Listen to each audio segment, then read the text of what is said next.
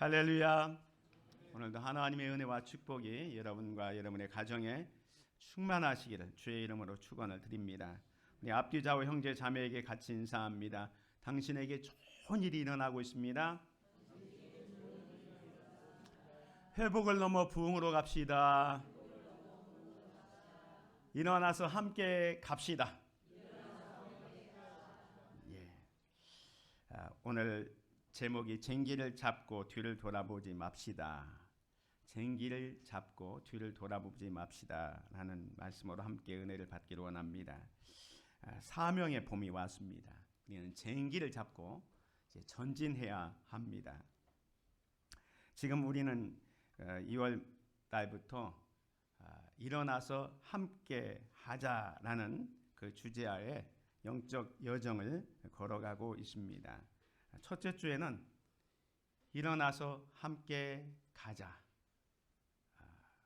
솔로몬 왕이 술람 여인에게 했던 겨울도 지나고 비도 그쳤으니 이제 지면에는 꽃이 피고 새해 노래할 때가 됐으니 일어나서 함께 가자라는 그 말씀을 통해서 우리의 영적 겨울이 끝났기 때문에 이제 일어나서 함께 가자라는 말씀 드렸습니다. 그리고 지난주에는 영적 가지치기, 거룩한 가지치기에 대해서 말씀드리면서 하나님께서는 우리에게 더 많은 열매를 맺기 위해서 필요하지 않는 가지를 잘라 버리는 영적 가지치기에 대해서 말씀을 드렸습니다. 오늘은 이제 일어난 몸으로 또 정돈된 우리의 마음을 가지고 이제 쟁기를 잡아야 할 때입니다. 즉 사명의 시작입니다. 봄은 감상의 계절이 아니라 파종의 계절입니다.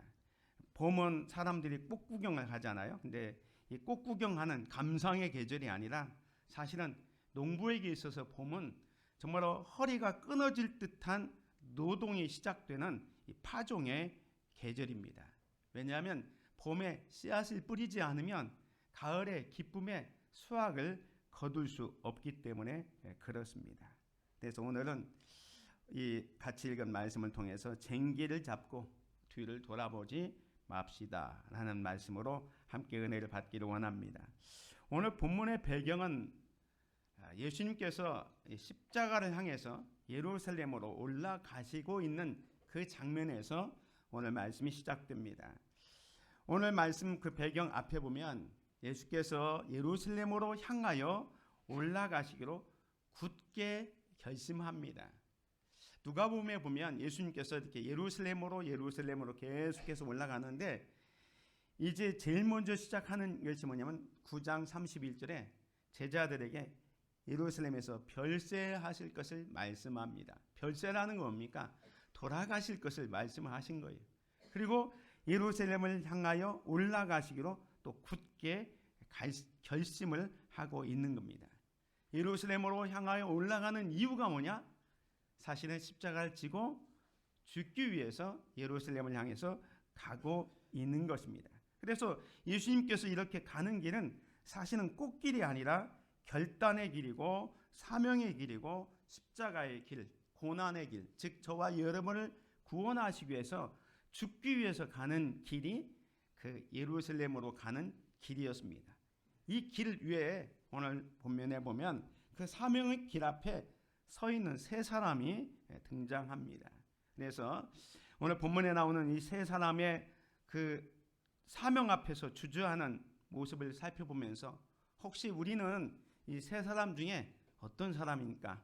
나의 자화상을 한번 살펴보고 오늘 이 말씀을 통해서 우리가 놓치고 있던 쟁기는 무엇이고 그 다시 한번 부여잡아야 할 그 쟁기를 부여잡는 결단의 시간이 되시기를 바랍니다. 첫 번째로 우리는 사명의 길을 가기 위해서는 편안함의 유혹을 돌파해야 합니다. 오늘 본문에 보면 길 가실 때에 어떤 사람이 여짜오되 어디로 가시든지 나는 따르리이다. 예수께서 이르시되 여우도 굴이 있고 공중에 새도 집이 있으되 인자는 머리 둘 곳이 없도다. 이 57절에 보면 그냥 예수님께서 길 가실 때에 그냥 어떤 사람이 다짜고짜 아무 예수님이 요구도 하지 않았는데 와서 어디로 가시든지 나는 따르리이다 라고 이야기를 합니다. 어떻게 보면 이 고백이 얼마나 뜨겁고 멋진 고백입니까? 마치 베드로의 고백처럼 베드로가 예수님, 다른 제자들은 몰라도 나는 주님을 결코 버리지 않고 주님을 끝까지 따라가겠습니다 라고 고백하는 그 베드로의 고백 못지않게 이 사람은 예수님이 요구도 하지 않았는데 예수님, 당신이 어디로 가든지 나는 따르겠습니다 라고 대답을 이렇게 합니다. 그런데 예수님은 뜻밖의 말씀을 하세요.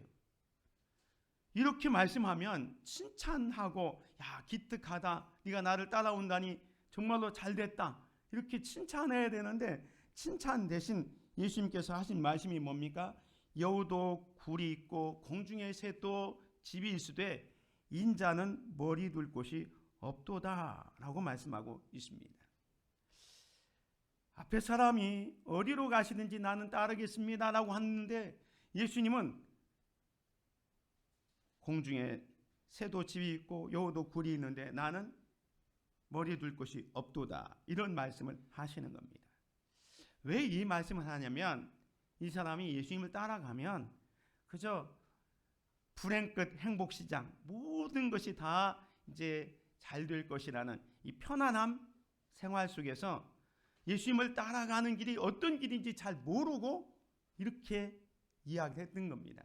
사실 예수님은 제자들을 부를 때에 말씀하시기를 나를 따라오너라, 나를 따라올 때는 너희가 해야 될 일이 뭐냐, 자기를 부인하고 자기의 십자가를 지고 따라오너라, 이렇게 얘기를 했는데 이 사람은 예수님 따라가면 고난도 불행도 어떤 어려움도 없을 거고 오히려 예수님 따라가면 모든 것이 잘 될 거라는 그 편안한 유혹에 자기가 마음이 사로잡혀서 주님, 당신이 어디로 가든지 나는 주님을 따르겠습니다 라고 했을 때 예수님께서는 여우도 굴이 있고 공중에 새도 집이 있지만 인자, 예수님 말합니다. 인자는 머리 둘 곳이 없다. 네가 생각할 때 나를 따라다니면 그냥 불행 끝 행복 시작 모든 것이 잘 될 거라고 생각하느냐?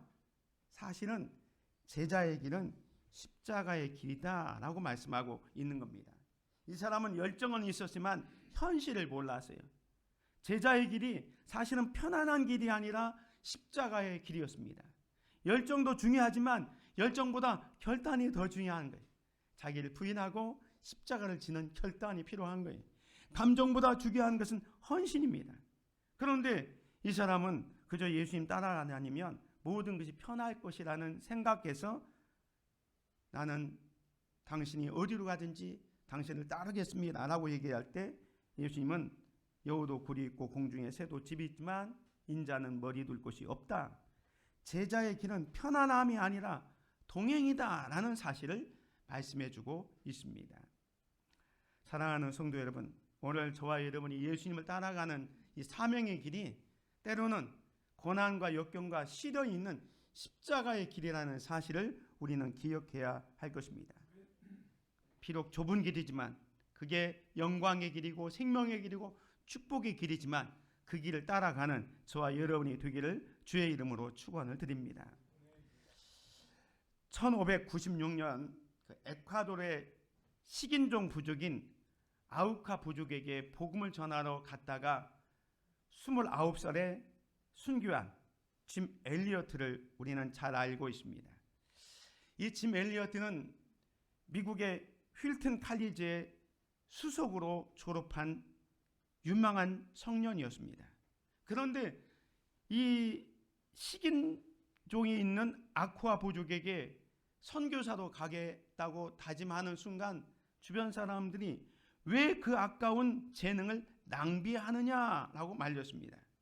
그렇지만 짐 엘리어트는 자기 일기장에 이렇게 썼습니다. 잃을 수 없는 것을 얻기 위해 지킬 수 없는 것을 버리는 것은 바보가 아니다. 이 엘리어트는 평안한 미국에서의 삶, 보장된 미래라는 그 머리 둘 곳을 포기합니다. 왜 그렇습니까? 그곳에는 주님이 계시지 않았기 때문에. 지금 주님은 아우카 부족을 향하여 바라보고 있기 때문에 자기도 그곳을 향해서 갔다가 안타깝게 그 부족에 의해서 순교를 하게 됩니다. 사랑하는 성도 여러분, 우리 성도들 가운데는 이런 분들이 있습니다. 일주일 내내 직장에서 이렇게 열심히 일을 하지 않습니까? 그러면 이렇게 주말 되고 주일이 되면 몸이 천근만근입니다. 그래서 어느 날 말합니다. 목사님, 저는 앞으로 주일 예배만 드리고 봉사는 좀 쉬겠습니다. 이 말이 틀렸다는 것은 아닙니다. 우리 모두가 피곤합니다. 그러나 문제는 이것입니다. 이 주일이 회복의 날이 아니라 단순히 휴식의 날로 바뀌어지는 순간 우리의 신앙은 서서히 식어져 간다는 겁니다. 평안함은 한 번 선택하면 두 번째는 쉽고요, 세 번째는 습관이 되는 겁니다. 우리 한국교회 위기는 뭐냐?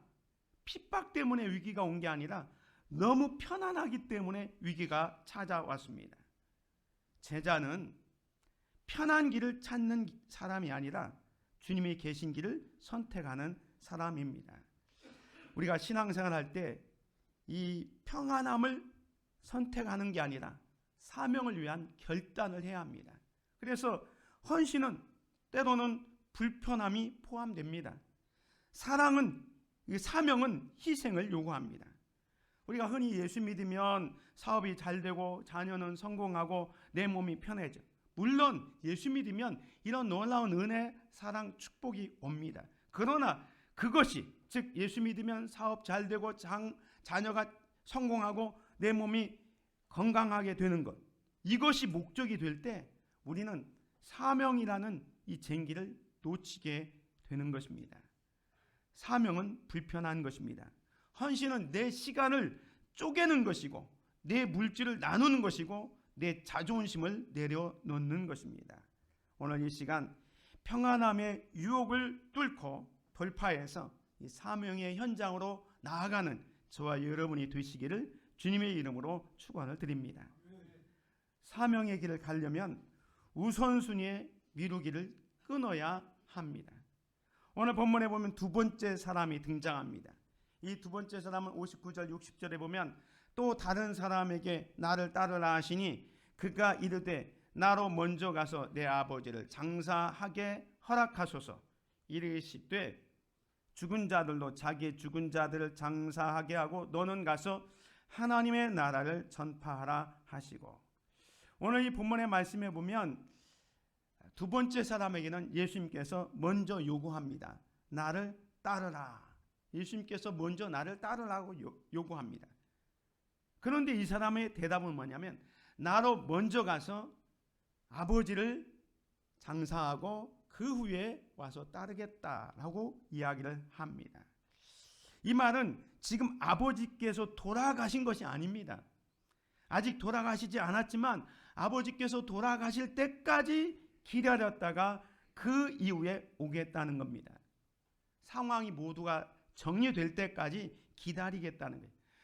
적당한 때가 오면 비로소 그때 순종하겠다는 계산입니다. 문제가 뭡니까? 거절, 노가 아니에요. 지연, 딜레이입니다. 사탄의 전략이 이겁니다. 사탄은 우리에게 하지 말라가 아니라 나중에 해라, 이게 나중에. 지금 하지 말고 나중에 하라. 그래서 은퇴하면 그때 봉사할게요. 준비되면 하라. 이 고비만 넘기면 전도할게요. 여유가 생기면 하라. 자녀들이 대학 보내고 나서 그 다음 나서 훈련 받을게요. 사탄은 우리에게 하지 마라 이렇게 하지 않아요. 나중에 하라. 좀 준비되면 하라. 여유가 되면 하라. 여러분 마음속에 이런 마음이 있잖아요. 그런데 주님은 오늘 저와 여러분에게 말씀합니다. 오늘 이 사람이 두 번째 아버지를 장례하고 와서 따르겠다. 이게 나쁜 말이 아니잖아요. 어떻게 보면 합당한 말이지만 예수님은 뭐라고 말씀하면 죽은 자들로 그들의 죽은 자를 장사하게 하고 너는 나를 따르면서 어떻게 합니까? 너는 가서 하나님의 나라를 전파하라 라고 말씀합니다. 지금 이 아버지가 돌아가신 게 아니었다고 그랬어요. 그러면 아버지가 돌아가실 때까지 기다리겠다는 건 나중에 하겠다는 거예요. 근데 우선순위가 뭐냐? 너는 가서 하나님의 나라를 전파하라. 하나님의 나라가 더 우선순위다. 생명을 구하는 게 더 우선순위다. 이거 먼저 해야 된다는 거예요. 근데 우리가 전도하다 보면 늘 그럴 때가 있어요. 나중에 모든 것 다 되면 예수 믿겠다. 이게 뭐냐면 안 하겠다 하지 않아요. 하긴 하는데 내가 사업이 잘 되고 자녀가 뭐 학교 대학 가고 모든 게 다 되면 하겠다. 근데 주님은 말씀합니다. 우선순위. 우선순위라는 것은 지금 놓치면 안 되는 생명줄과도 같은 거예요. 그것을 먼저 붙잡아야 됩니다. 아까도 말씀드렸지만 한국교회에 가장 많이 들려오는 이야기가 뭐냐면 시간 여유가 되면 하겠다는 거예요. 이 사람도 마찬가지입니다. 이 사람은 일 중독에 빠져가지고 가정도 돌보지 않습니다.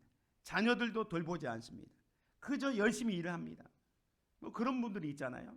일 중독에 빠져서 가정도 자녀도 또 교회 일도 다 뒷전이하고 내가 직장에서 성공하고 또 어떤 정도 되면 내가 하겠다. 그런데 은퇴하고 나면 건강이 따라오지 않습니다. 사업이 정리되고 나면 또 다른 걱정이 생깁니다. 아이들 대학 보내면 다 될 것 같지만 또 결혼이라는 문제가 생깁니다. 사탄은 우리를 타락시키기보다 계속 미루게 하는 거예요.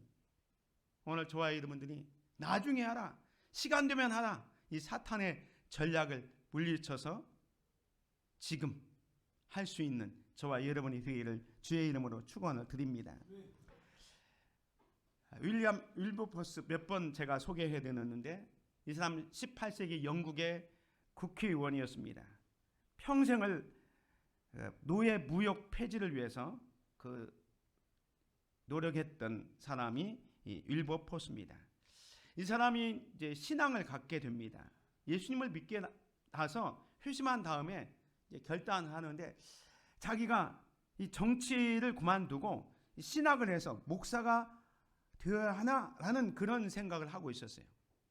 그때 이 윌버포스의 멘토였던 존 뉴턴, 나 같은 죄인 살리신 주, 그것을 작사했던 분이 존 뉴턴 목사인데 이 존 뉴턴 목사가 이 윌리엄 윌버포스에게 이렇게 얘기합니다. 뭐라고 얘기하냐면 하나님이 당신을 정치계에 두신 것은 영국을 변화시키기 위함입니다.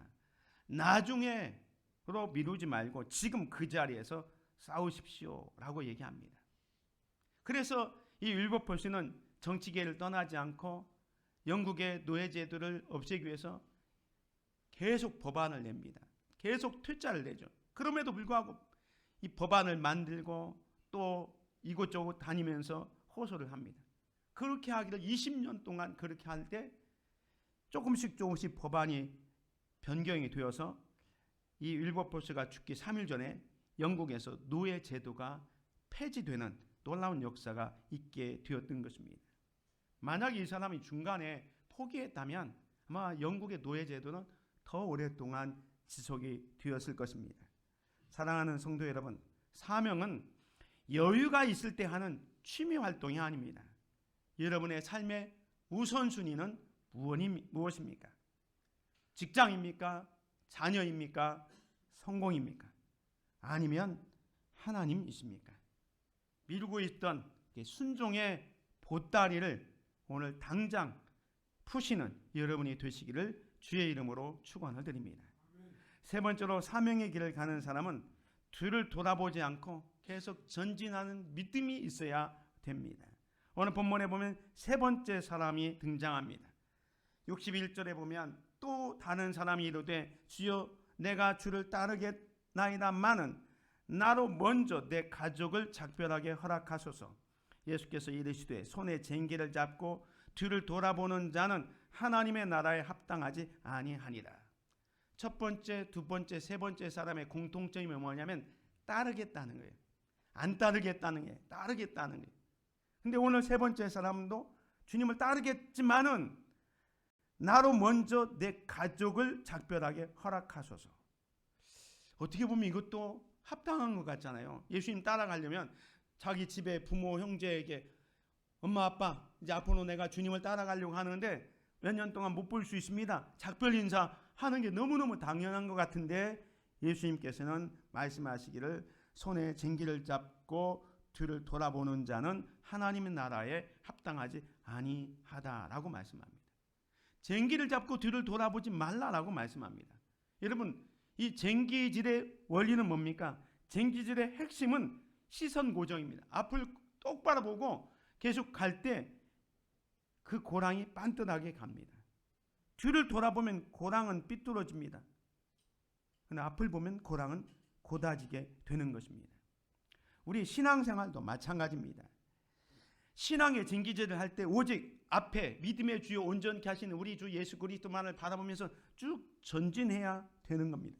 근데 많은 사람들이 신앙생활하면서 뒤를 돌아봅니다. 이 뒤를 돌아보는 것은 무엇을 말하냐면 미련입니다. 미련. 과거에 대한 상처 때문에 이 사람이 앞으로 전진하지 못합니다. 그리고 과거에 대한 영광도 있어요. 야, 그때는 좋았는데 하면서 그때만 생각하는 그 미련 때문에 또 앞으로 전진하지도 못합니다. 세상에 대한 미련 때문에 앞으로 전진하지 못하는 사람들이 있습니다. 사랑하는 성도 여러분, 주님을 따르는 길은 과거에 얽매여서는 안 되는 길입니다. 영적으로 뒤를 돌아본다는 것은 세상에 미련을 두는 것입니다. 예전에 좋았는데 하면서 과거의 안락을 그리워하기보다는 우리는 앞을 향해서 전진해야 됩니다. 왜냐하면 사명이 우리 앞에 있기 때문에 그렇습니다. 앞으로 전진하지 않는 한 하나님의 놀라운 은혜, 사랑, 축복을 기대할 수 없는 것입니다. 어느 한 권사님이 계셨습니다. 교회 안에서 인간관계 하다 보니까 상처를 받았어요. 상처를 받아서 말합니다. 이제 조용히 예배만 드리겠습니다. 잠깐 교회를 쉬겠습니다. 뭐 그런 분들이 우리 주변에도 있어요. 그래서 봉사를 멈춥니다. 셀 예배도 빠지기 시작합니다. 몇 달 지나다 보니까 예배도 드문드문 나오게 됩니다. 물론 인간관계 하다 보면 상처가 생길 수도 있습니다. 그러나 뒤를 돌아보는 순간 신앙이 뒤틀어지는 겁니다. 사랑하는 성도 여러분, 과거가 특별히 과거의 상처가 여러분의 미래를 멈추게 해서는 안 됩니다. 실패가 순종을 중단시키게 해서는 안 됩니다. 뒤를 돌아보지 말고 과거의 상처 또 과거의 영광 거기에 여러분이 발목 잡히지 말고 항상 믿음의 주요 온전케 하시는 주님을 향해서 달려가는 중단 없는 저와 여러분이 되기를 주의 이름으로 축원을 드립니다. 허드슨 테일러에 대해서도 다시 한번 말씀드립니다. 중국 내지 선교의 그 아버지라고 하는 이 허드슨 테일러가 중국에 들어갔는데 중국에 생활하면서 자기 아내인 마리아가 죽습니다. 자녀들이 있는데 자녀들이 질병으로 인해서 또 죽습니다. 아내도 죽고 자식들도 죽습니다. 본인도 건강이 악화되었습니다. 선교 자금은 늘 부족했습니다. 그래서 주변에서 이제 그만 됐다. 네 와이프도 네 자녀들도 이 선교지에서 죽고 지금 너무도 힘든데 이제는 본국으로 돌아와서 편안하게 생활하라 라고 권유했습니다. 그러나 허든슨 테일러는 뒤를 돌아보지 않았습니다. 그가 잡은 쟁기를 잡은 채 피눈물을 흘리면서 전진합니다. 그러면서 이런 얘기를 합니다. 나에게 1000개의 생명이 있다면 그것을 모두 중국을 위해서 주겠다. 뒤를 돌아보지 않고 그 사명의 길을 갔기 때문에 오늘날 수억 명에 달하는 중국의 그리스도인들의 모태가 될 수 있는 선교의 길이 열리게 된 것입니다. 사랑하는 성도 여러분, 사명자는 결단을 해야 됩니다. 이 사명자는 뒤를 돌아보지 않겠습니다. 포기하지 않겠습니다. 끝까지 전진합니다. 쟁기를 놓치지 않겠습니다. 이런 결단을 해야 될 줄 믿습니다. 예수님은 바로 그런 모범을 우리에게 보여주셨습니다. 예수님은 사명의 쟁기를 잡고 있습니다. 지금 예수님이 예루살렘으로 올라가는 이유가 뭐라고 했습니까? 십자가를 지고 죽기 위해서 예루살렘으로 올라가시는 겁니다. 지금 예수님은 누구보다도 힘든 쟁기를 붙잡고 있습니다. 그것이 바로 십자가라는 이름의 쟁기입니다. 주님은 예루살렘으로 가시는 길에 단 한 번도 뒤를 돌아보지 않으셨습니다. 모욕과 채찍 앞에서도 또 제자들의 배신 앞에서도 주님은 오늘 저와 여러분을 구원하기 위한 그 십자가의 길을, 쟁기를 붙잡고 묵묵히 전진하셨습니다. 그래서 히브리서 12장 2절에 보면 그는 그 앞에 있는 기쁨을 위하여 십자가를 참으사 부끄러움을 개의치 아니하시더니라고 말씀하고 있는 것입니다. 사랑하는 성도 여러분, 우리를 위해서 십자가의 쟁기를 붙잡으셨던 예수님께서는 이제 오늘 저와 여러분에게 그 쟁기를 건네시면서 말씀합니다. 사랑하는 아들아, 사랑하는 딸아, 이제 이 쟁기를 네가 이어받아라. 예수님께서 제자들을 부르면서 세상 끝날까지 내 증인이 되라 하신 것처럼 예수님은 지금 저와 여러분에게 쟁기를 이양하고 있습니다. 오늘 우리의 쟁기는 무엇입니까? 가정의 쟁기가 있습니다. 포기하고 싶었던 자녀를 위한 눈물의 기도, 또 배우자를 향한 끊없는 용서의 쟁기를 다시 붙잡으시기 바랍니다. 직장의 쟁기, 먹고 살기 위한 수단이 아니라 그곳에서 그리스도의 향기를 풍겨내는 선교사적 삶을 사시기를 바랍니다. 교회의 쟁기는 뭡니까? 남이 알아주지 않아도 묵묵히 섬기는 자리, 셀리더의 자리, 교사의 자리, 찬양대원의 자리, 정말로 성경 공부의 자리, 그 자리를 지키는 거예요. 하나님은 그 쟁기를 잡은 사람을 기뻐하십니다. 이 쟁기를 붙잡고 나아가는 저와 여러분이 되시기를 주의 이름으로 축원을 드립니다. 그래서 이번 한 주간 여러분에게 또 미션을 드립니다. 여러분의 사명의 밭에서 쟁기를 붙잡으시기 바랍니다. 가정에서는 배우자와 자녀의 구원을 위한 기도를 놓지 않고 계속 하시기를 바랍니다. 이웃에 대해서는 전도의 대상자를 찾아가 다가가시기를 바랍니다. 그리고 사랑을 전하고 복음을 전하기 바랍니다. 교회 안에서는 섬기고 참여해야 할 부분이 있다면 머뭇머뭇거리지 말고 적극 참여하는 저와 여러분이 되시기를 주의 이름으로 축원을 드립니다. 우리 함께 선포합시다. 같이 붉은 글씨 같이 읽습니다. 시작. 주님, 제가 쟁기를 잡겠습니다. 결코 뒤돌아보지 않겠습니다. 끝까지 사명을 감당하겠습니다. 아멘. 기도하겠습니다. 하나님 아버지, 평안함을 찾으며 주님을 따르려 했던 우리의 얕은 시간을 회개합니다. 나중에 하겠다며 미루었던 사명의 쟁기를 오늘 다시 잡습니다. 세상의 미련과 과거의 아픔 때문에 되돌아보지 않게 하시고 어제 우리 앞서 가신 예수 그리스도를 바라보며 전진하게 하여 주시옵소서. 우리 교회가, 우리 모든 성도가 쟁기를 잡고 함께 일어나 이 시대의 거친 땅을 생명의 밭으로 일구게 하여 주시옵소서. 우리의 영원한 표대 되신 우리 주 예수 그리스도의 이름으로 기도드립니다. 아멘.